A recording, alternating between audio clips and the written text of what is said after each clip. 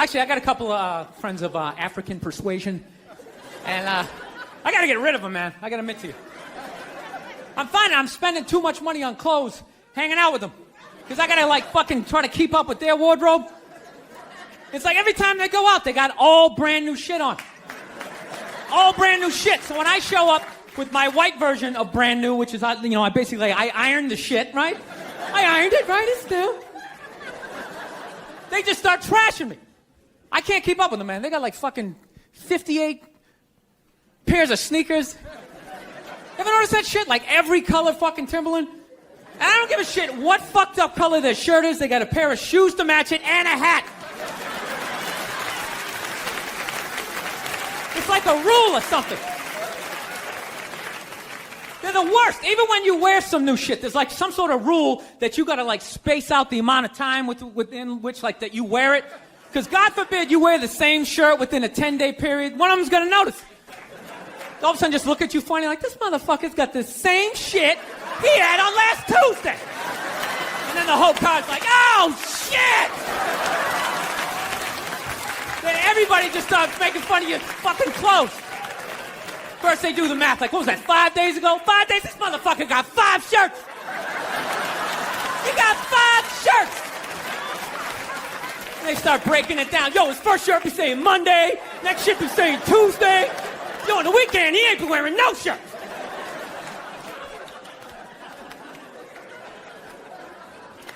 I'll tell you, it's actually funny. You know what? That's actually how I judge black guys now. When I first came to the city, like, all black people scared me. No, I was like the typical white dude from like the suburbs, you know what I mean? Had no frame of reference, you know? So my only frame of reference with black people was like, remember those early 90s gangster rap videos? Throw the fucking LA riots in there, man. It was fucking horrible PR. I'm watching the videos, so he's got a nice car, he's got all the women, and he's still fucking mad. These black dudes are never happy. But after 10 years of living in the city, this is how I narrow it down. Whether a black dude scares me or not. Black dudes with dirty sneakers scare the fucking shit out of me. No. I figured out in my head, because I know from hanging out with them, that's the last shit that they're going to let go. The immediate shit that they have on. So I think, you know, if his sneakers are fucked up, that means his life is fucked up. Every time he leaves his building, the whole neighborhood, oh, shit! Everyone starts making fun of him. He's on the train in a bad mood. I kind of have this howdy-doody, kind of mug-me kind of face. I'm not saying something's going to happen. I'm just saying. I'm paying attention. So I've been seeing this girl recently. This black girl, right? She lives up in Harlem, you know. Gone out like 3-4 times, you know. First time we hung out in like the Village area in New York, you know, which is sort of like a racially mixed area. So shit was cool, you know what I mean? Second time we hung out was more like Midtown, you know. Then the third time, she called me at like 3:30 in the morning, and she wanted me to come up to her apartment, right? So it's 3:30 in the morning, she lives in Harlem, I look how I look, so it's a fucking situation. Yeah, because you know the deal, right? Basically, a white dude feels comfortable up to about like 98th, 99th Street, you know what I'm saying? The second the streets start getting into like triple digits, like 100, 101st Street, start getting like a little asthma, like, ah, fuck, it's starting to get a little high up here. You feel that little tightness in your chest? Can you feel that? 106th Street, you're like leaning on shit like, dude, where'd all the cabs go? How come there's no taxis up here? Dude, what's a bodega? I don't know what that is. Let's get the fuck out of here. So I'm praying to God she's going to tell me to take the subway, get off at like 105th Street, 103rd, you know, which is like the first stop in Harlem where I can still look over my shoulder and see like all the white people like disappearing over the horizon, you know? But she goes, no, man, you want to get on the Uptown 2-3 train, you want to get off at 125th Street. I'm like, God, fuck, 125th Street. Jesus Christ, that's like right in the middle of everything. I'm going to be surrounded on all 4 sides. I can't fucking do this.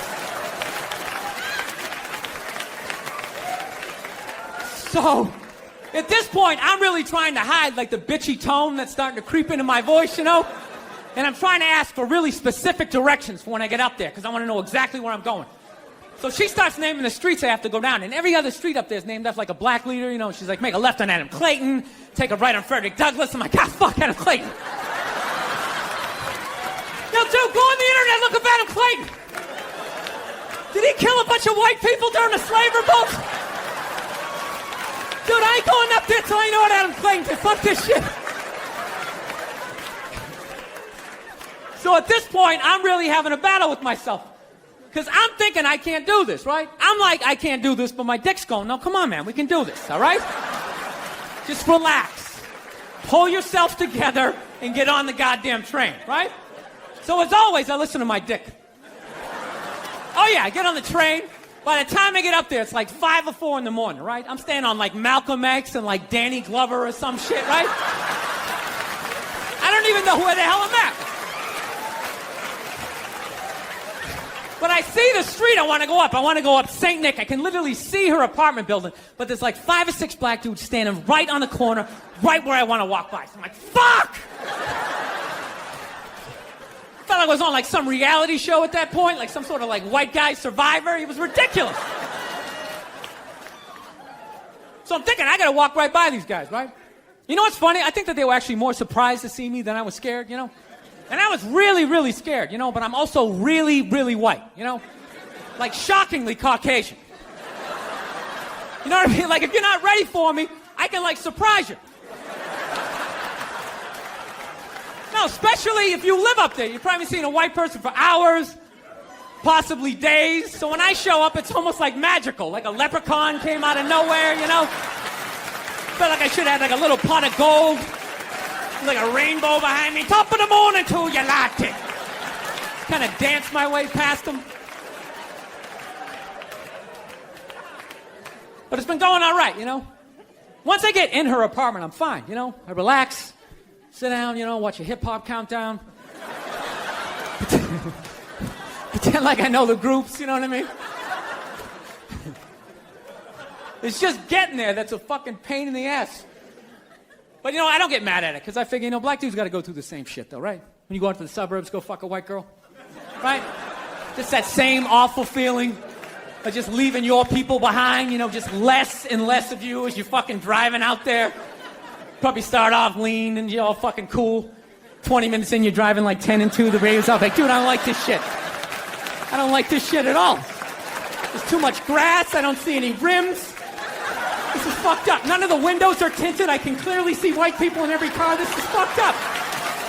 Listen, you guys were awesome. Thank you so much for coming out. South, man, I had a real weird experience last time I came down here. I was in Nashville, right? Sort of an awkward social situation, right?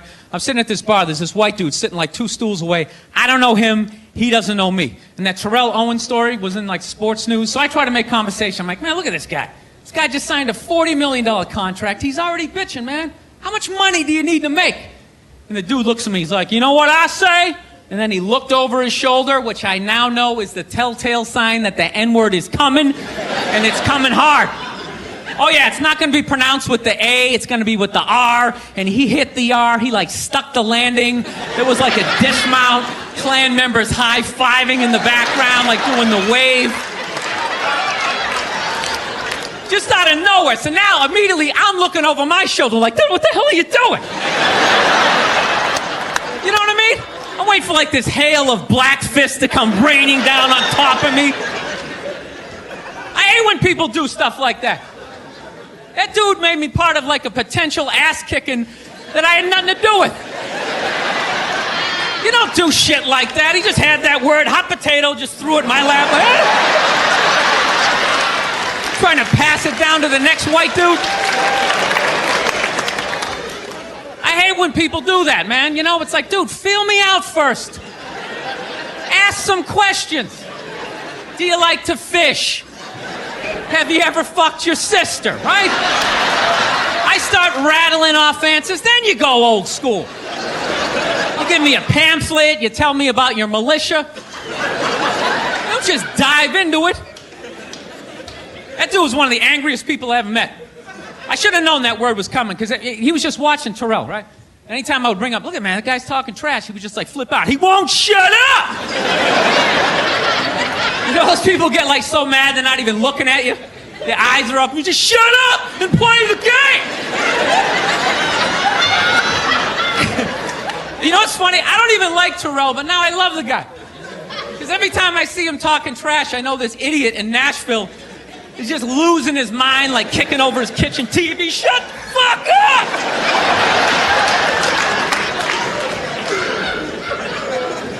I like violence, man. I am. Not like when it happens to me or if I see it live. I like watching it on TV, you know? Watching people, you know, get attacked by animals. Just get blasted in the face or something, you know? Like, I'm a huge sports fan. You know my favorite, like, moment of, like, the last year was in sports? That Detroit Piston, Indiana Pacer bench clearing brawl. Wasn't that great? That was one of the greatest things I've ever seen. I was so confused when I watched ESPN that day. They were like, that was absolutely disgraceful. Basketball fans, it just must be a... I'm sitting there looking like, I'm a basketball fan. I loved it. I thoroughly enjoyed watching out-of-shape civilians get the shit kicked out of them by professional athletes. It was fascinating. And I think as sports fans, we kind of had it coming, right? Because how many times you gone to a game, right? You got a little too drunk. You started screaming at some dude on the field who could clearly kick the shit out of you, right? If you saw him in the parking lot, you'd be like, hey, can you sign my stamp collection? I think you're awesome. You get in the game, you're all drunk. You're like, you suck, buddy! You're a piece of shit! And they're always calling him up. Come on up here! No, come on up here! Well, they came up there. They did, and they kicked the shit out of everybody. It was great. It was like a cartoon. You're like beating up whole rows of people at once, like... I loved every second. I love how Ron Artest punched the wrong guy. Wasn't that great? He taught that dude a valuable lesson in life. When shit goes down, you don't just stand there like you're watching a movie like, wow, it's coming right at me. Must be in 3D or something. That was a 5'6", 110-pound white dude, had an angry 6'10" black dude running right at him. That had to have been in his top 3 nightmares all time. Right behind getting his dick cut off and being lit on fire. And he just stood there. He's like trying to explain himself. Well, I still have the liquid in my cup, so there's no way I could have... He's an idiot. And as luck would have it, I was in New York City in June, which I quickly found out was Gay Pride Month. The whole month. And let me tell you something, the gay guys show up strong. It is wall to wall. The fucking island is almost tipping over. There's so many of them. And I'm sitting there like going, oh my God, 30 days of this shit. I'm walking around with this orange Freddie Mercury fucking dick broom on my face. I am going to be getting harassed up and down the street. I was in actor shape, man. I was fucking shredded. I got to tell you something, man. When I tell you 30 days of June, not one gay guy even fucking looked at me. Forget about even hit on me. I have never felt so old and undesirable in my life. Dude, I'm going to tell you something. It's this one thing as a man, when you get so old that women don't look at you anymore, like you know you're going to hit that age. You know that day's coming, but nobody tells you at some point you're going to get so old, not even a man wants to fuck you, right? Dude, that is a statement. When you get so old, some queen in his 60s is like, keep it moving. I can do better than that. Jesus Christ. Get some fucking hair plugs or something. Get a spray tan. I can get some in its 40s. Go on. Keep going. Dude, it was like, I was like having like this fucking panic attack. I was thinking like, oh my God, I waited too long to get married. I had kids too late. I'm going to die soon. I was like literally like wrapping up my life, you know? So I'm walking down like 9th Avenue, you know, putting a little swish in my fucking step, just trying to get something. I was desperate. Fuck you ladies, you've been there. You know how it is. You want to think you got one more in you, you know? So I'm tra-la-la down the street. I really wish that wasn't the truth. So I'm going down 9th Avenue, and all of a sudden I looked up, and about 2 blocks away, all of a sudden I see this lesbian coming up the block, okay? Now I know this is Boulder, Colorado, right? So you guys are all like, fucking, hey man, you know? Like, how did you like know she was a lesbian, man? Like, that's not cool. You just looked at her and you just knew she was a lesbian? You don't know her. How do you just know somebody's a lesbian? Easy. The same way you do. The same way other lesbians do. It's not calculus. No, but I get it. I understand in 2021, you're not allowed to say you know what a lesbian looks like, right? Judging by your silence, yes, right? Yeah, you're not allowed, right? Well, it's funny. If some white kid came in here, like 20 years old, hair slicked back, collar popped, loafers, no socks, you'd be looking at him thinking like, all right, frat boy, date rapist, his dad's a judge, he's not going to jail. Yeah, just killed 5 people in a drinking and driving accident, already has a new Dodge Challenger on the way, right? Yeah, you're allowed to see that. That you can see, clear as day. Lesbian, no, but that's how progressive you guys are, right? You don't have any idea, right? Like, let's play a game. I'll just name different people you see and see the slides that come into your head, right? Construction worker, sports fan, painter, skateboarder, lesbian. Right? It all goes blank. Is that a lesbian? Am I I mean, I have gay friends, but I've never noticed any sort of a through line. Listen, people, I'm not saying all lesbians look alike. I would never say some ignorant shit like that. However, I am saying, though, every once in a while, there's a fucking layup. Right? Flat top, wallet chain, fucking walking up the street. Right? But even then, I'm not saying 100%. But gun to my head, I gotta go lesbian. Gotta go lesbian. Final answer, show me lesbian. Right? So, anyway, she's fucking walking up the street. I'm coming down, right? And it's clear to me that if we keep walking the way we're walking, we're gonna bump into each other. Now, I don't want to bump into a woman. I don't want to bump into anybody in New York. So I do the gentlemanly thing. I clock what's going on. So what I do is I just gradually shift over into my own lane. Now everything's fine, right? But then the weirdest thing happened. We walk like another 30 yards, and all of a sudden, she drifts back into my lane again. And I'm sitting there walking like, wow, that's kind of crazy. Thought I solved this problem.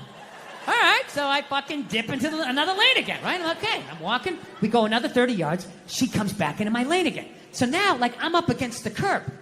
So now I'm, like, thinking, like, okay, how do I do the politically correct math here? Like, what am I supposed to be doing here? Am I supposed to, like, am I supposed to step off into the bike lane and have some young kid on his electric bicycle come by, 40 miles an hour, run me over? I go down to the pavement, knees and elbows. And for the rest of my life, every time it rains, I got to think about this lesbian that walked me off the fucking block? Is that what I'm supposed to do? Am I supposed to give up the whole sidewalk? Like, oh, your gayness? Right? Or do I stiffen up my shoulder and protect my lane? Right? Now, I'm not proud of this, but I chose the latter. All right? I was like, look, I'm 53. I moved twice. I have an AARP card. I'm the fucking victim here. So I stiffen up the shoulder, and then immediately I'm thinking, like, okay, this is going to get crazy. I have never done this with a female before. This is in public. People are going to see this shit. What's going to happen, right? But I'm not going to lie to you. She started closing in. She was moving, so I, like, leaned in. Like, I really got my legs underneath me because she was built like a janitor, and I was not going to get spun around. I wasn't getting spun around, not having that on the fucking logbook, right? So I leaned into this shit, and at the last second, she turned her shoulder, and we just missed shoulders, but our forearms still slapped together with significant enough force that it warranted a turnaround. Okay? Now, I know most of you guys drive, so I will break down pedestrian etiquette really quickly in New York City. This is the deal. If you're walking down the street in New York, right? You're walking, and if you just sort of brush sleeves with somebody, you don't have to stop. You can just look over your shoulder. Hey, sorry, man. My bad. Have a nice day, right? Then there's the next level. Moves up a little bit. You're walking down the street. You actually bump into somebody. You actually have to turn around. Sorry, didn't see you. Little dojo bow. My bad. Whatever you have to do, my sensei, to keep it from escalating. And then there's the last one. You're just walking down the street, and you hit so fucking hard, you got to turn around and go like old school Dustin.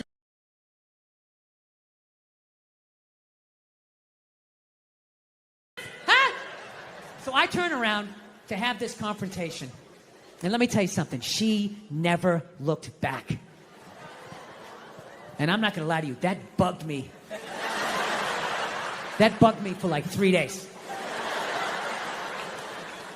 3 days, I'm just walking around New York, just fucking goddamn fucking bullshit. There's no fucking way you didn't do that on purpose. Who does that? Who does, you know? And I'm feeling this anger. It's just burning me up, and I know eventually it's going to settle in my chest. And then one more time, it's going to be, I'm sorry, Dada. I'm sorry. It's like, I can't do this. I can't do this to my daughter. I can't do this to my kids. So I started reading up on anger. Like how to let go of shit, I think is what I Googled. And I found empathy. If you have empathy for somebody, you put yourself in their shoes, you can just, figure out where they're coming from, where you're coming from, you can meet in the middle. So I said, all right, here we go. Let me put myself in her shoes. What would cause somebody to accidentally drift into your lane twice? So I just started throwing shit on the wall. Oh, here we go. Did she have a club foot? No. Did she just have a stroke? Did she have Bell's palsy of her left side? Was she a mummy? Did she have a wooden leg? Was she one of those, those fucking diagonal walkers? You get behind them at the airport, they're walking too slow. You try to go around to the right. They start dragging their suitcase over there. You go over to the left. They're coming back this way. It's like they just got off a ship. And everything was just like, no, cut! Right? And I was still mad. Still fucking mad. So I said, I don't give a shit. I don't give a fuck. Lied to myself. Said I didn't give a fuck, So then I ended up going home. And I'm home and I'm washing the dishes, which is a very Zen-like thing to do. It's like a week later. You wash dishes, you're not thinking of anything. Your brain is empty. I'm washing the dishes, and then all of a sudden, the answer just came to me. It just floated into my head. And I just looked up. I was like, oh my God. I know why she did it. I know why she bumped into me. She bumped into me because she's a lesbian.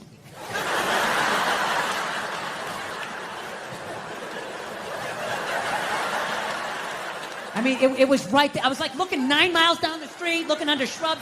It was right in front of my face. She did it because she's a lesbian. All right, so judging by most of your silence, I will do this math for you. Come on. Let's have a little empathy here. Put yourself in a lesbian's shoes. All right? Who do lesbians date? Women. Who do they move in with? Women. Who do they get in relationships with? Women. Who do they eventually marry? Women. And I was thinking like, oh my God, I did that. I know what the fuck that's like.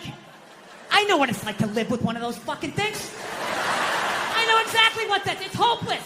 Trying to make them happy. Hey, I bought you the shiny thing. Did I do it right? Huh? Trying to get them to take responsibility for their actions. Not gonna happen. The best you're gonna get is I'm sorry, but. No, I learned a long time ago. Like, I think it's whatever you're into. But I don't know. I'm not into that religious stuff where. And this is why I actually walked away from my religion. I had to be honest with myself. One, I didn't like going to church every week. I just didn't. Part of it was I'm lazy. I don't like getting up on Sundays. And the other part was I already heard all the stories. Okay, heard it 3-4 times. The dude hasn't come back yet. We're just sort of mulching over the same shit here. I got it. Right? And then the other aspect was, I actually I had to be honest with myself. I felt my religion made sense and everybody else's sounded stupid. I did. Look, I'm not talking about the basis of every religion. The basis of every religion makes sense. The 10 Commandments, right? Don't kill anybody. Don't touch my wife. That's my bike, right? That all makes sense. Of which I think I've broken just about every commandment except for the 5th one. That's it. I haven't killed anybody yet, all right? But the murderous thoughts that I have sometimes, I think I could do it. Like when someone gets on a plane and they kick off their loafers and they're wearing those gold-toed like dress socks. They cross their feet at the ankles and they just start rubbing their feet together. Like I see the whole thing. See the whole thing. Wrapping that sock.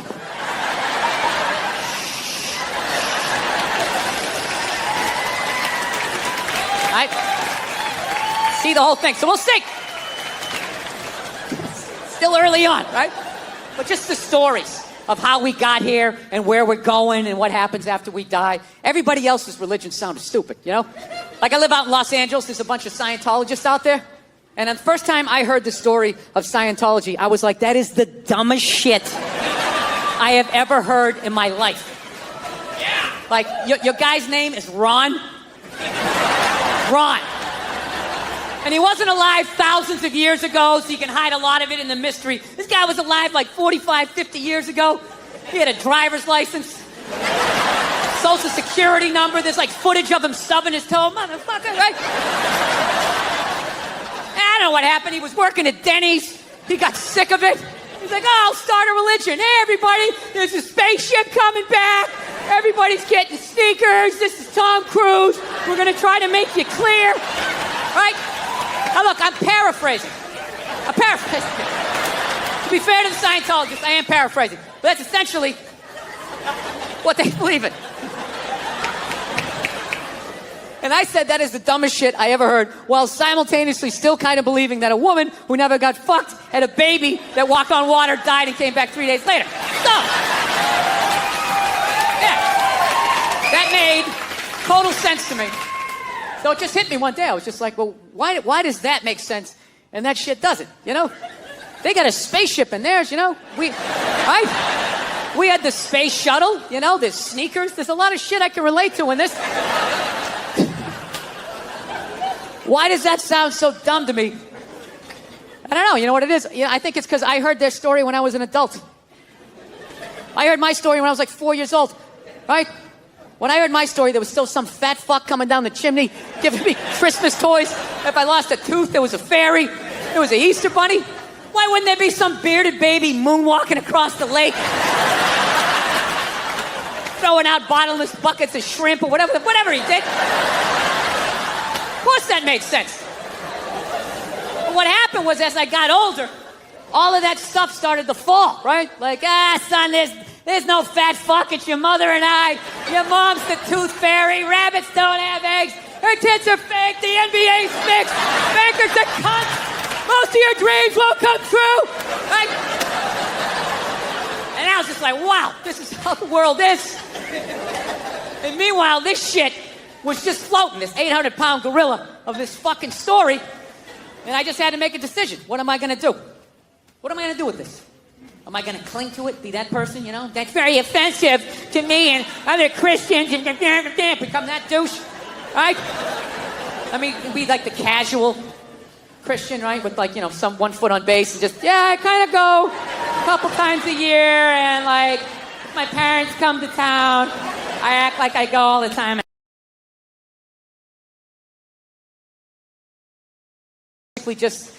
Just let go of the shit, you know? Just let go. Just let go of it like that creepy moment in curling, you know? You know that moment where the shooter, whatever you call him, is just sliding with that rock, right? Just, let me do this right, just slide. And you think he's along for the ride, the two of them, they're a team, and all of a sudden out of nowhere he just goes fucking... That rock just keeps going, and this dude just stops. That's what I did with my religion. I just let go of it. I didn't read a riot act to anybody. I just let go of it. And on the third day, he rose again in fulfillment of the... I just floated away. So now it's like I'm in this weird place where I'm not in any religion right now. Unrestricted free agent. You know? I'd like to believe in something, so I've been going around asking people what this shit is, and I haven't been able to find anything. I'm trying to be open-minded. I was doing a gig in Helsinki, and over there, they're like Lutheran. And what they believe when you die, you're dead. And that's it. Dead. Like a pigeon, just laying there. Over. Blew my mind. I'm like, really? You're just dead like this? You don't... Like my religion was, you know, you die and then you go up to get judged, right? God pops in the DVD of your life. Like, oh, I don't know about this right here. Mind explaining yourself? This might be the most arrogant thing I say all night, but I actually resent the fact that I'm going to get judged someday. Like, if that's true, that somebody's going to judge me, like, doesn't even make any sense. It's like, dude, you made me, so this is your fuck up, all right? Let's not not try to turn this around on me. You know? Jesus Christ. You give me freedom of choice, you make whores, you have me suck at math, and you don't think this thing's gonna go off the rails? So, I gotta do it though. I gotta work on the temper. I'm gonna do it. You know, I got the kid now, and I don't want to pass it on to her. You know, I have like a demon in my family tree, like this fucking rage. It's just, you know, just keeps following us, and now I got it. I have it so bad, like literally my daughter, she's a little over 2 years old. She's yet to meet me yet. You know? Like the real me. She's seen glimpses of me. I come, hey, how are you? She's seen glimpses of the anger, but I'm able to smooth it over really quickly. Like, whoa, Daddy almost snapped his phone in half. But I see it in her face. I can see the way she looks at me. She's starting to put it together like, this dude's a little fucked up, man. This is a little fucked up. I cannot tell you how heartbreaking that is to see from a toddler. Much less your own daughter. I'm like, I gotta end this thing, man. This rage, it has to end with me. I can't have an angry kid just walking around fucking kicking toys, fucking bullshit, just being like a lunatic. I want to be like that priest in The Exorcist when the devil got in him and he just fucking leaps out the window and dies, you know? So I've been fucking trying everything, you know? I tried, you know, I don't know, I meditating, wearing sweaters. I did that for a while. Like if I dressed like a regular guy, I'd be one. I drew a smiley face on a Post-it and stuck it on my dashboard. Like that was gonna help with my road rage. You know, driving down the street like, you motherfucker! I guess I've done that too. Thank you, smiley face. I remember one night I actually considered taking a bath. Because I was gonna call my wife. I was on the road and I was like, I don't want to have a fight with her. I need to relax. What the fuck can I do? And I thought about it. I said, women take baths, right? They do. It's a very feminine thing. They have a bad week. I just want to decompress. And they just have a soak. And then they're just fine. Next thing you know, they're drinking wine. They're calling friends. I'm so glad you're in my life. And I feel I can get back out there again, right? So I'm literally alone. I start drawing a bath. And the water came all the way up. And at the end of the day, I couldn't fucking do it. There's just no way as a man to take a bath and not think about killing yourself. You know? There's just something about slipping into that coffin-shaped thing. It's like, am I gonna slit my wrists? Am I testifying against the mob? What the fuck am I doing here? I'm a man. I don't take a bath. You take a shower, hose it off, block out your feelings. Keep walking till you drop of a heart attack. Literally, as you're going down, are you okay? I'm fine. I'm fine. Can't take a bath, sitting there playing with a rubber ducky, sticking my toe in the faucet, right? Not allowed. Not allowed to be that happy. So, I don't know what I'm gonna do. I think I'm gonna go back to therapy, do that fucking bullshit again. Fast forward through all these stories I've told a million times. I gotta do it though. I'm gonna do it for my kid and do it for my wife. And selfishly, do it for me. Because, now, I'm gonna tell you why. You're not gonna like the results, miss.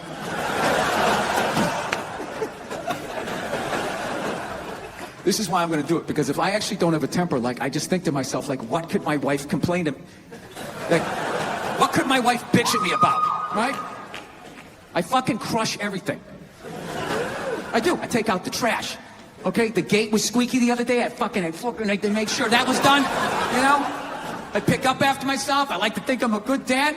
I work my ass off and make a great fucking living. Crush all of that. All she has on me is who I am as a person. That's it. Yeah, if I could just not be who I was when she met me, I think I'd have a shot, you know? So we figured out the number one thing we fight about is television, you know?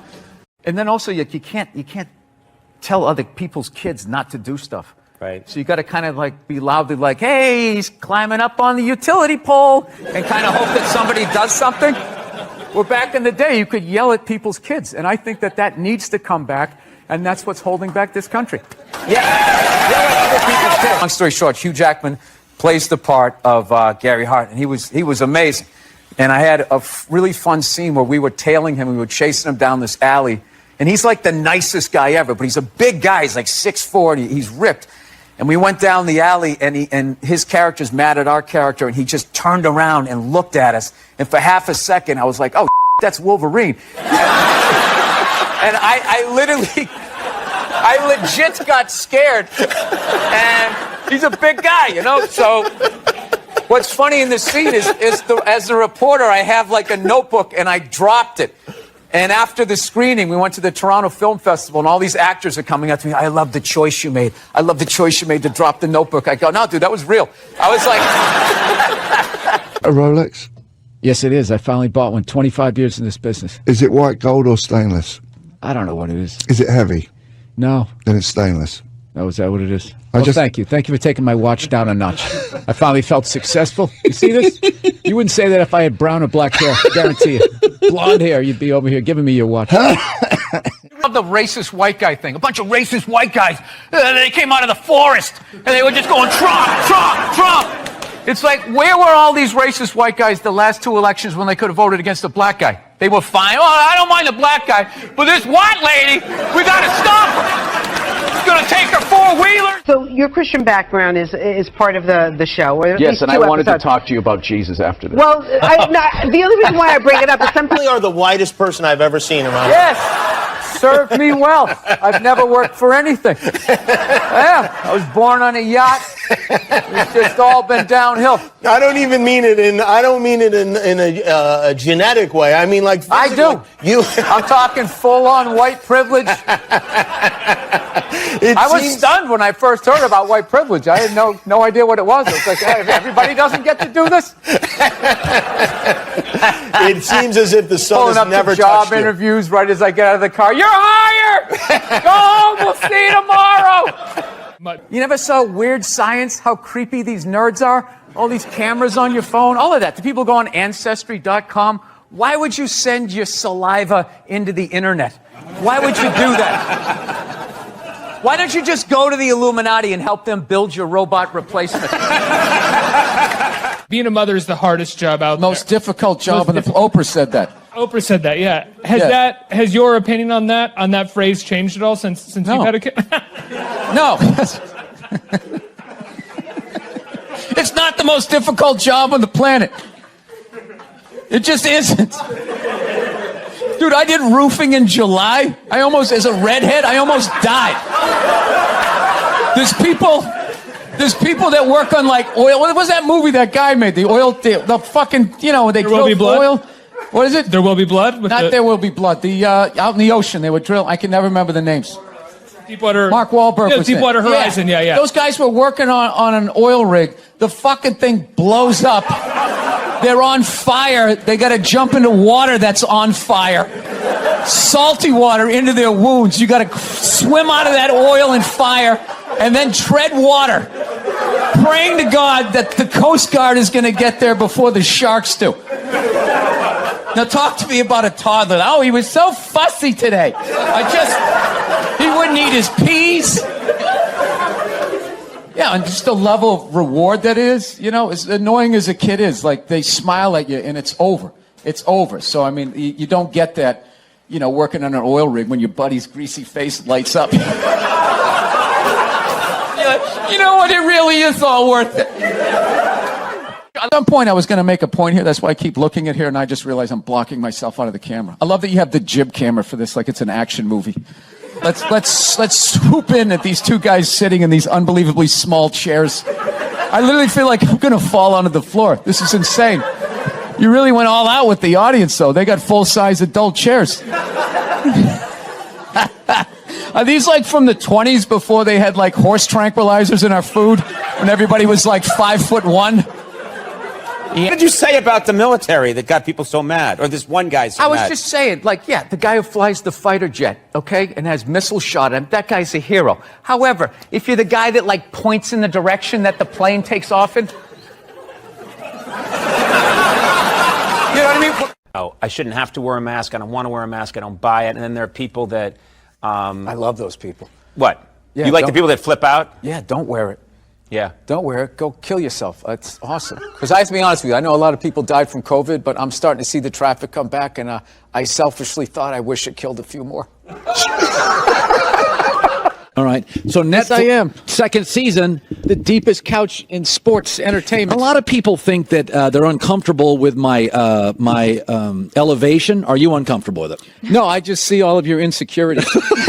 A giant desk. There you are. Look at Billy. How are you? You look like a fucking prize. My stupid headphones to work here. Something that'll work. Let me see if these ones will work. Hold on a second. No, they work good. My headphones aren't working for me, though. Oh, okay. It's about me, Nick. It's not about you here. Here we go. Dude is knocking it out of the park. He's one of my favorites. Here is Bill Burr. Look at you. How are you? Oh, it's I good. love that you did the audience applause for everybody. Yeah, there he is. Come on. Keep it going for him. You just had the baby, right? Yeah, little Friday morning. I didn't. My wife did. I didn't do anything. I felt unbelievably useless. I was in total panic mode. When I dropped her off at the emergency room, she goes, "All right, you got to go park the car down in the spot." And I swear to God, I was in such fight or flight. I was driving down there. This voice in my head just said, "Just keep going. Just keep going. Just drive away." Of course I wouldn't, but I started laughing. Isn't there like a Bruce Springsteen song about that? Going out to get cigarettes, and there's something hilarious about people abandoning their family, where like, I just can't imagine like the hell that you would be in to do that move, but just knowing you were going to do it, like the level of excitement that you would have before, like, okay, I'm gonna go get some cigarettes, and I'm never gonna see you people again, your mother-in-law, all of this stuff is over. Fly a lot, and there's this whole new thing of generation of people that take their socks and their shoes off on the plane. You got to look at their smelly feet, and then they'll literally stand up and they will walk into a commercial airline bathroom. Yeah, use it and then walk and sit back down again. That's not right. Yeah, if I was a dictator, those people would be eliminated. A lot coming from the Hillary Clinton camp that Trump is bad for children. And they had a lot of ads that said, children are watching this guy. Oh, we all know talk. that children 5 and 6 years old are always tuning into the debates. Taking notes. That's what I did when I was a kid. I'll never forget that. So This is we're very you wouldn't know that we like each other. Let's try to tone it down. No, I'm not. I'm just. No, I know what happened. You came right at me just saying my theory stunk. I'm just here to promote a cartoon. I'm a dancing monkey today. I'm trying to be a good guy. I want people to like me and watch the show here, and you're coming at me. I don't know anything about hoop. I'm a 5'10" white guy.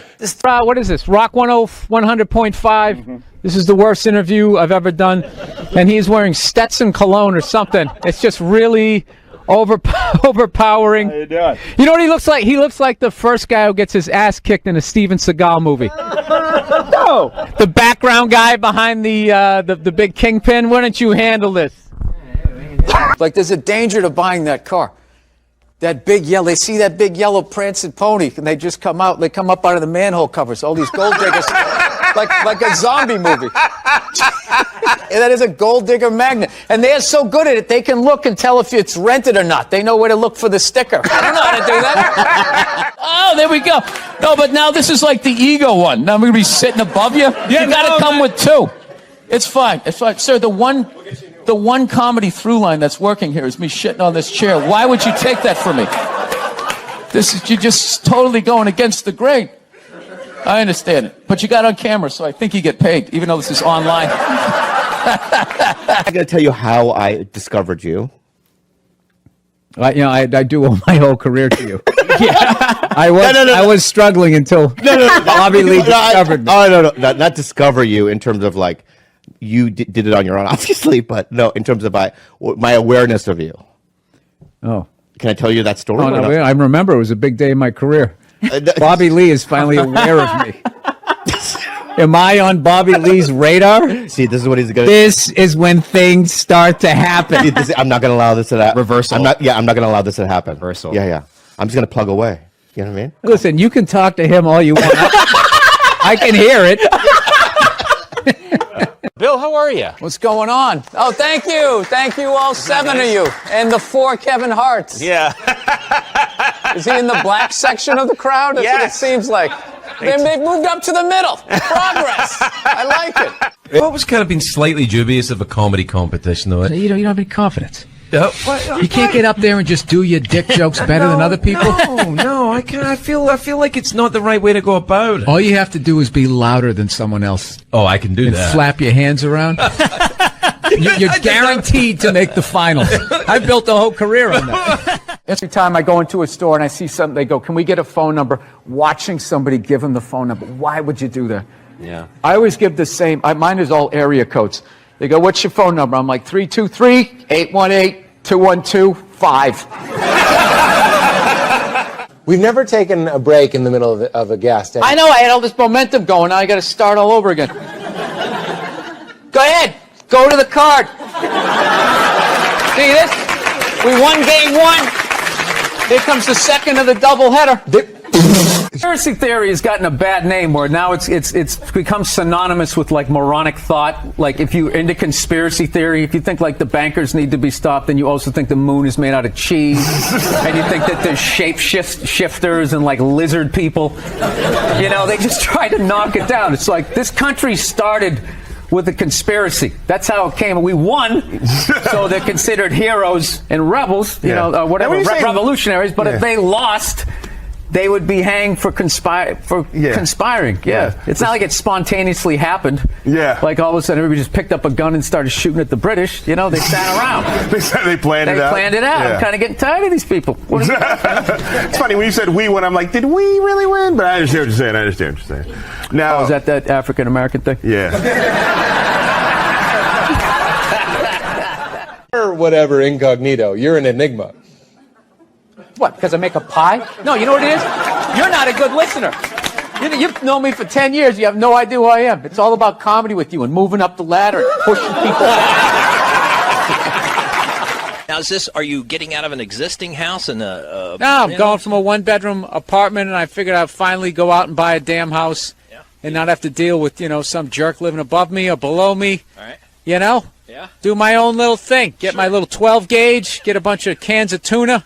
Get ready for the apocalypse. That's what I want to do. But is that were you funnier, or was it just you enjoyed the difficulty more? I mean, I don't know if it makes you funnier because it's a harder show to do, or it's more. I don't either. Yeah. I don't either. But I will say that what I liked about it was that just that those years where you just like, so much of your stand-up career is just one impossible situation after another. And you're just standing there trying to do the math. Like, how the fuck am I going to get these people? We don't have a microphone. Is that going to be a problem? Can you do 10 minutes while the band changes? No, I can't. They're just going to take the instruments off and on the stage. No, that's not how it and works. as you're doing it, they're coming in there tuning up.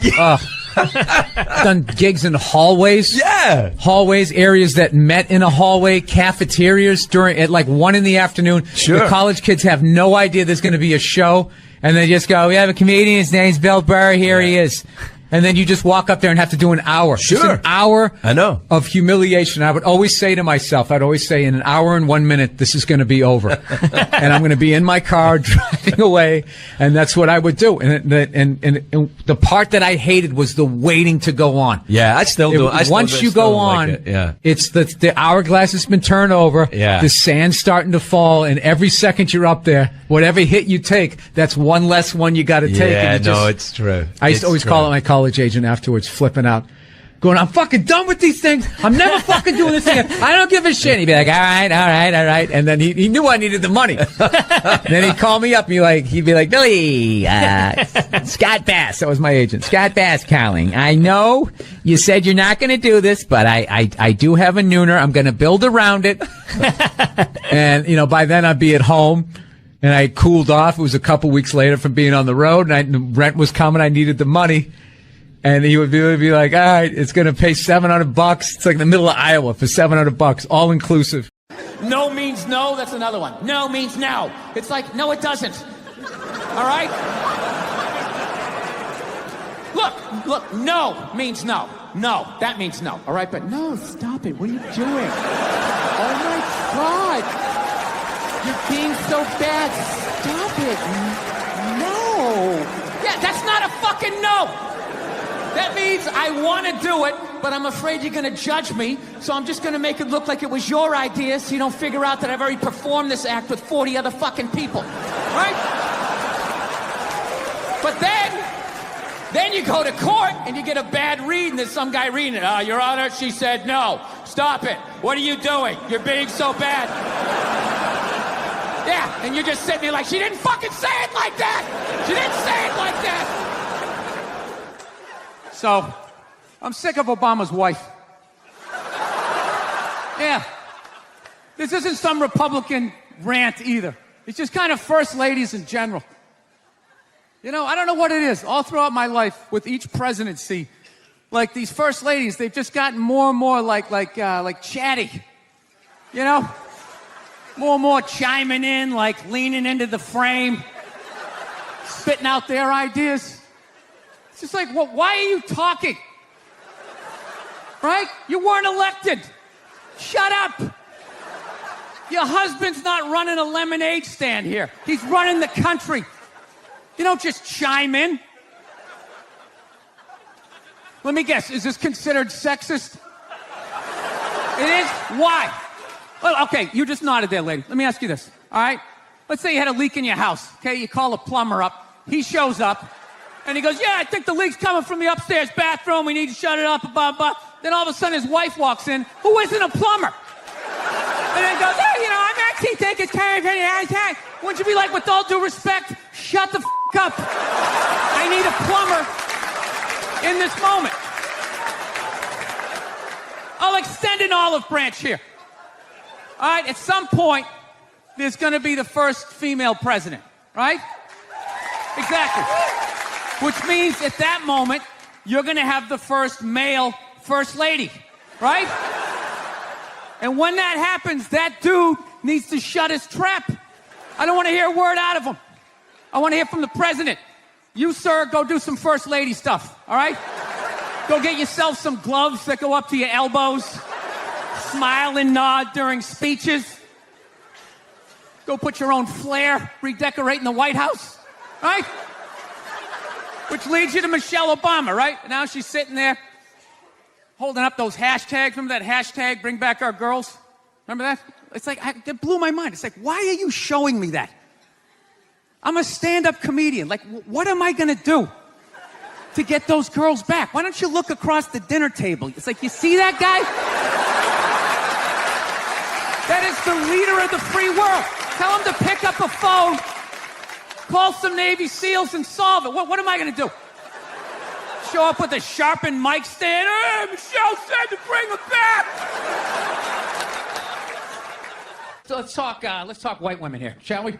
Let's talk white women. White women, amazing. Amazing your accomplishments over the last few years. I got to tell you, the way white women somehow hijacked the woke movement, generals around the world should be analyzing this.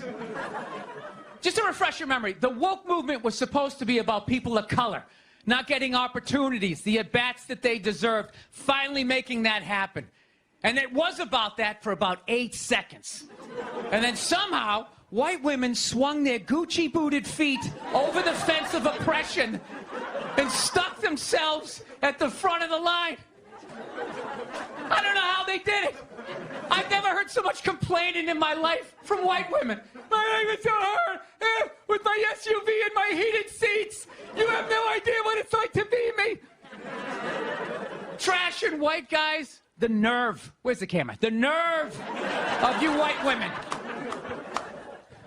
Listen, I don't want to speak ill of my bitches here, okay? I don't. But let's go back in history here, okay? You guys stood by us toxic white males through centuries of our crimes against humanity. You rolled around in the blood money. And occasionally, when you wanted to sneak off and hook up with a black dude, if you got caught, you said it wasn't consensual. Yeah, that's what you did.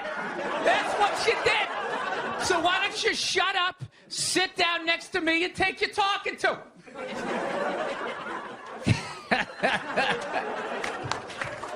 Thank you. I will get married, you know. I was making that. I'll definitely get married someday, you know. I love women and everything. I'm just finding I'm not, like, compatible with them. You know what I mean? You ever just feel that? Like, women have, like, too much energy for me. You know what I mean? Like, you can't have a day off when you have a girlfriend. You ever notice that? It's almost like they see that open day. They're like, oh, my God, let's go fill it up with shit. No, then they just come at you with one horrible idea after another. horrible ideas. Like, you want to make some sandwiches and go to the park? You want to go to the Container Store, get some containers for your t-shirts?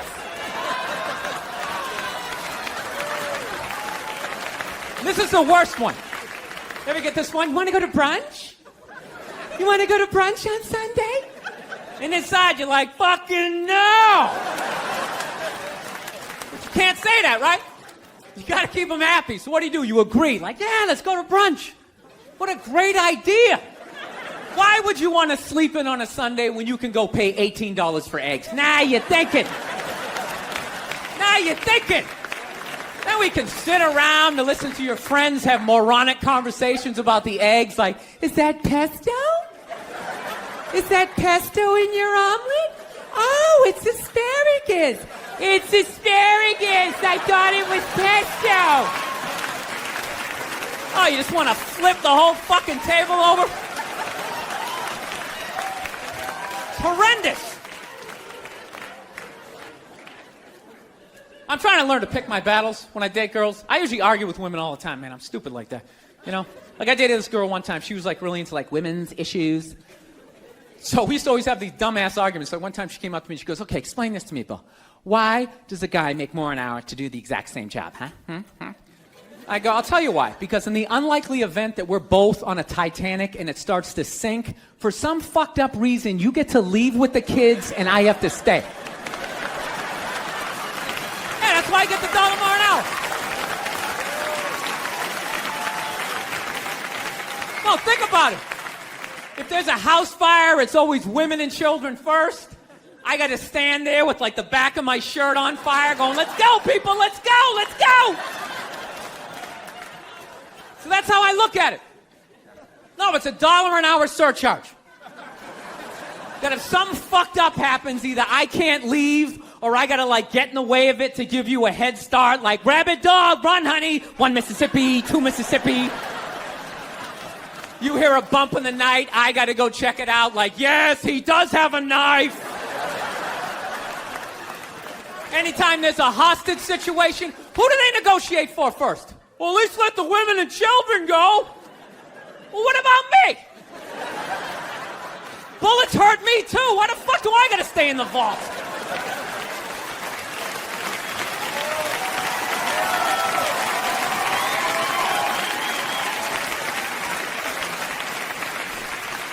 No, that's my point, man.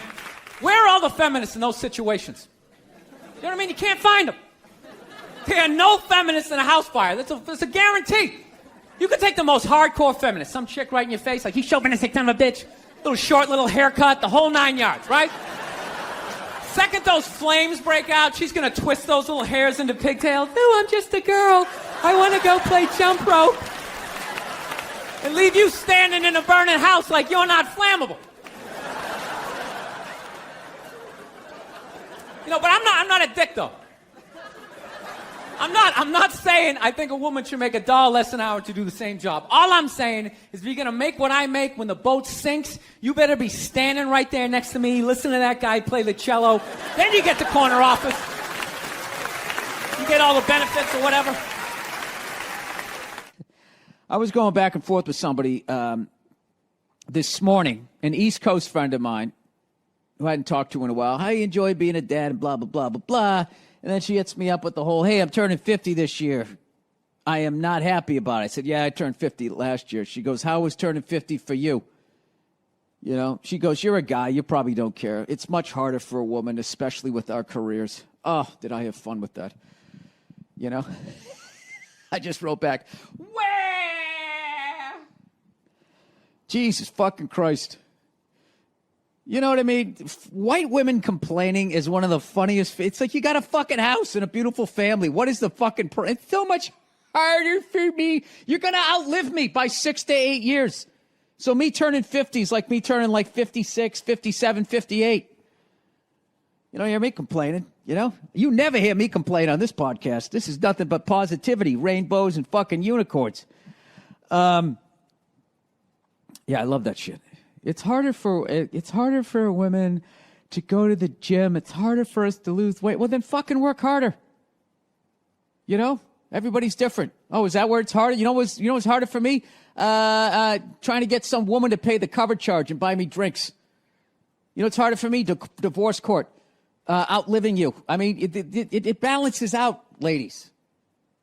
Getting child support. Yeah, that's harder for me because I'll be the one paying it.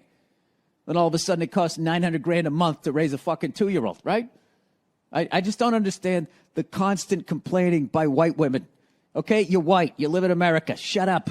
Okay, wait till the other problems are solved, and then we'll get to you. You're at the meat counter. Your number isn't up yet. Wait your turn. All right? Wait your turn, Abigail. Do you know how much harder? It's so much easier for you to go to jail. It's not easier. Men's lives are harder because we have to live with you guys.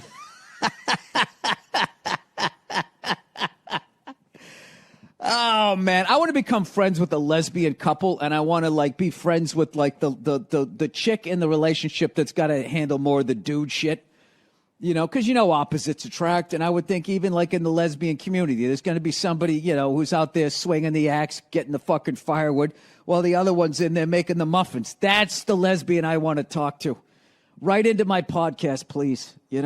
I want to know if those lesbians, on average, die sooner than the dainty lesbian. The lesbian who's got to go out on the fucking roof and adjust the fucking DirecTV satellite fucking thing in the middle of the fucking rain. That's who I want to hear from. That's the study I would be doing. We're laughing already because here in the Cayman Islands interview lounge because comedian Bill Burr has stopped by this morning. Bill, thanks for coming to the Cayman Kind studio. Oh, thank you for having me in the Cayman Island yes. Memorial Studios. That's what it is. Something like that. We're glad to have you. You got a busy week. We're just looking at your schedule. You're going to be on Fallon and Conan, right, this week? I'm Media Boy this week. I got a new animated show, or a cartoon, as I still call it, coming out on Netflix called F is for Family. 6 episodes. It's about this family, the Murphy family. It takes place in 1973, and it's the 70s as far as how Mike Price, one of the co-creators of the show, how we remember it. And your voice of the dad. I'm the voice of the dad, who's an amalgam of my dad, Mike's dad, and everybody else in the writer's room. It's basically, we set it back where in that time where you could, kids today, they wear helmets when they ride bicycles. Mm-hmm. They have play dates and all that. And back then they just set you outside. Like, get out of here. It Go outside. Yeah, you could literally bring a gun to the airport back then. If you had your briefcase, as long as you didn't wave it around, it was fine. It was just like a different time. And I just, throughout my career, I've been telling like family stories on stage, and they always did well. And then somewhere about 8 years ago, as that, play date generation came of age, it started getting like, not groans, like simply like, oh, like started going like that. Even though that they had dads like my dad. Right. Like that dad still exists and mom still exists, but now it's like socially this whole, oh, that's bullying. Oh, that's traumatic for the kid. And it just became like this overly thinking things. And so I just got frustrated and I stopped telling the stories, but I knew they were still funny. And one day I was walking my dog. I was like, what if I just animated them? And I just was going to do these little 5-minute vignettes on my website, like, Burr family goes to get a Christmas tree, and then all the dysfunction. Of course, being a comedian, I procrastinated, and I never did it.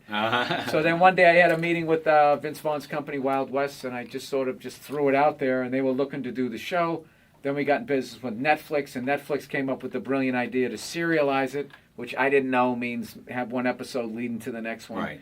Which really took the writing to another level, and then here we are. 4 years later. Yeah. No, I mean, we had a chance to watch it today. First of all, it's called F is for Family, but probably not for the family. It's an adult version. Well, it's not for kids. Show. Right, not for kids. Yeah, but families will totally be able to relate to this. If you want to go and yeah, if you had any sort of family that I grew up in. Yeah. You know what I mean? Well, how close is it to your family? Like, how many kids did you grow up with? Oh no, it's if we had 6 kids. So there's only 3 kids. I mean, you're not gonna have 6 different kids in drama. It's not like Top Cat where you can have 20 cats running around. It becomes a pain in the butt. So you just sort of like I took pieces, pieces of all just pieces from my life. Every writer, what I like about it is my family can watch it and not be like, oh my God, you put all our dirty laundry out there. But they will see elements and hints and stuff like that. And sometimes it's just a 10-speed bicycle. Other times it's like a catchphrase. Like my dad saying, I'll put you through that bleeping wall, was something that he used to say. And you can't say that now. Dads can't say yeah, that. you can. You can? Yeah, you can do all of that stuff. Turn me in. There's this whole Chicken Little, the sky is falling, and that people believe you can't say things. Like that stuff you were talking about, like the polar bear with the Starbucks cookie. It's the Starbucks polar bear that cookie, is one of the biggest non-stories I've ever heard in my life. Yeah, like it is. It's throat splash. No, it's a scarf. We screwed it up. It's supposed to be a scarf. Oh, okay. That's what it should be. It's supposed to be everybody flipping out. Right. Half of those people flipping out about the polar bear. They have iPads and flat screen TVs that all end up in the ocean, which is why those polar bears are drowning. That's why. Yeah. But you're not going to adjust that part of your life. But you're going to bitch about the cookie. Right. Yes. But yes. But F is for Family. When is it available on Netflix? December 18th. Okay. You can binge watch all of them. Binge watch. They're all So it took us over a year to draw and do all that. And that's what people do now. You can watch it all in about 2 hours, 40 do. minutes, and be like, "Hey, when's the next 6 coming out?" But I'm really proud of it. It's not just like we can curse on the show, which we obviously. That's what I meant by saying for the kids. Yeah, but there's still a lot of we still. There's that baby of the greatest moment in the end, like where it always came back. And I just remember with my family, we're going to get a Christmas tree, and there'd be all this traumatic dysfunction of trying to get the army of kids and everybody into the car and having the whole thing Station work. wagon, right? Yeah, and then, but then in the end, the fire's going, you're decorating the tree. And it all works out. And everything settles, the dust settles it's all back good. down again. Yeah, it was very... No, the show is great, and we really enjoyed it, and it's funny, and it does have that that honeymooners kind of, like you said, baby, you're great. Yeah. But it's a really cool to watch it, because to me it's a period piece. I grew up in the 70s. Phone on the wall, like you said, the Stingray's a 10-speed bike, so it's going to be fun. And I think even for a younger generation to look back and go, wow, that was probably a cool time to grow up. But also, I think a lot of them can also relate to the same stuff. I mean, we're going to have, kids wanting, taking out the family car, kids trying to hook up, and... you got some big stars, some big voice stars. Laura Dern, Laura Dern does the voice of Susan, Frank's wife, the character that I play. Justin Long does Kevin. Haley Reinhardt from American Idol does the voice of me, Little Me, I should say. Oh, is that right? Debbie Derryberry. If you watch any Pixar movies, she's probably in all over it. Gary Cole, Dave Koechner. I mean, it's a big name. Sam how Rockwell. Does that happen? Like, how do you get these people? You know on what? board We for wrote a that? great script. Right. That's what happened. We wrote a really funny script, and then I forget who signed on first. But once you bring one of them in the boat, then all of a sudden it becomes, oh, this is a real thing. And it was probably the most exciting thing was getting people that I have all that respect for to actually react to what we all wrote. And, we had a great writers room, Dave Richardson, Emily Towers, Tom Giannis, and I just remember laughing the whole time. I mean, there's obviously, it's always hard when you first start an episode, just getting the rock moving up the hill. But once you got that first draft and after the second punch up, that's when it really got fun. And that's when you could really tighten it up and really, How many episodes? There's 6. Okay. So they kind of gave us 6 just to see how it does. And how it works at Netflix is they put the whole thing out at once. And then if people respond to it, then they just do an order of the second season. So when that's going to happen, I don't know how soon. You need that views, happens, right? so. I mean, I'm sure. Yeah, that's how it Yes. works, right? And we're also coming out the same day as Star Wars. So Oh. I'm hoping, That's right. You can't get tickets to Star Wars, so yeah, this is if you have maybe people Netflix. will watch. People telling me I'm going to watch while I stand in line for Star Wars. Yeah, and just I'm going to sleep binge watch out this overnight. stuff. But that's what people do now. Like, Christine is, got me into Walking Dead, and that's how you guys watch it. Just Binge watching. Yeah. Oh, I watched Bloodline, and I watched yes. Peaky Blinders. I'm watching Fargo. And, It's too easy. I mean, because the next one just rolls and rolls, and you next thing can't you know, get it's off 4 the in the couch, morning. right? And you're like, oh my God, I got to do radio here. Just want to see what happens in the next episode. Okay, I'm watching another hour. That's what, and then it goes and it goes. But I mean, Netflix is such a great venue. They've got, I think, the most Golden Globe nominations. Oh, It's is like, that right? Yeah. It's Are they not like the afraid place to be not politically correct? Because I mean, in parts of the show there was like, wow, you. Well, no, yeah, the you know what I'm networks, their notes were basically push it further. It was the dream. Wow. But that whole political correctness, it's just, I swear to God. That's your hot button, Bill. No, it's not. It isn't though. It's just like people are adults. They understand. Look, if animated characters can destroy all of your parenting in 6 episodes, you're like the worst parent ever. You're the worst parent. Yeah, or there's something wrong with your kid. He was just born with the Damien seed or whatever. It's just. It was refreshing to see that you do those things because, ironically, and I think maybe that was the inspiration for it too, is that's what you got away with in the 70s. You couldn't do Archie Bunker now. Maybe you could do it. You totally could. If the networks and the advertisers could just stand up to these, like so many of these groups, they're just bullies and they deliberately take things out of context. Look, I'm a believer that if you're wrong, you apologize. But you don't let somebody, if they take something out of, like that stupid polar bear. Yeah. It's like, no, it's a scarf. Yeah.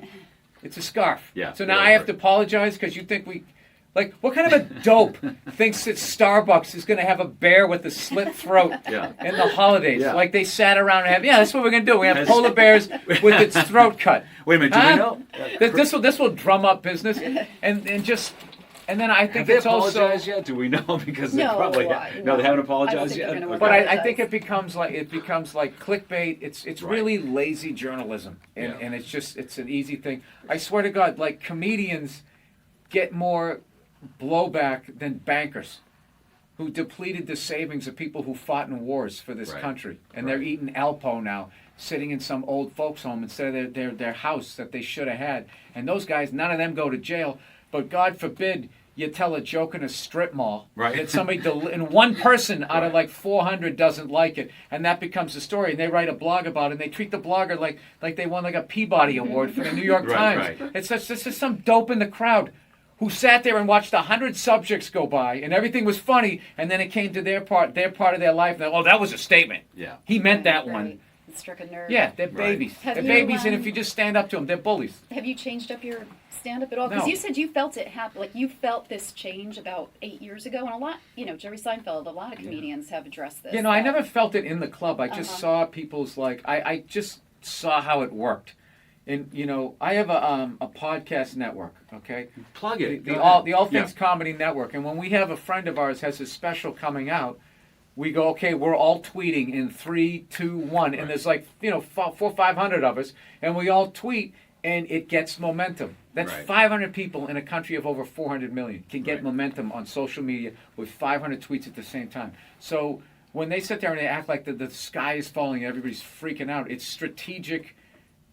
How you get offended. Right. Like, they're on, T minus, we're going to be offended. And T minus, and. Well, I know, go back to Seinfeld, he won't do colleges anymore. At least that's what I've heard, because it's so PC that. I don't know that he won't do colleges. I saw that interview. I think he was making, and that was another thing. He just basically said what was out there. And then even that was like, is he thinking about retiring? And even then they blew that up. It's just constantly, I think, because there's so many places to watch and listen to things now. If there's any ripple, you have to make it look like, oh my God, what is this? And try to like just pumping everything up and making a story even when there isn't one there. So it's a cartoon. It's adult humor. There's adults. It's fun. Nothing bad is going to happen. Yeah. ISIS doesn't get stronger. It's just relax. Just sit down and watch it. If you don't like it, don't watch it. If you do, watch it. Binge it. If you do binge. Yeah, it's fun. It's F is for family. And again, it's available December 18th on Netflix. And, yes. And again, you can visit. Depending on the fact that I know you have mature adults listening to this, and they'll be able to they'll love it. They'll love it. Because most of them grew up in the 70s. It's going to be a homecoming thing. There you go. Bill, thanks for coming in. Hey, thank you for having me. I appreciate it. Bill Burr in the studio, everybody.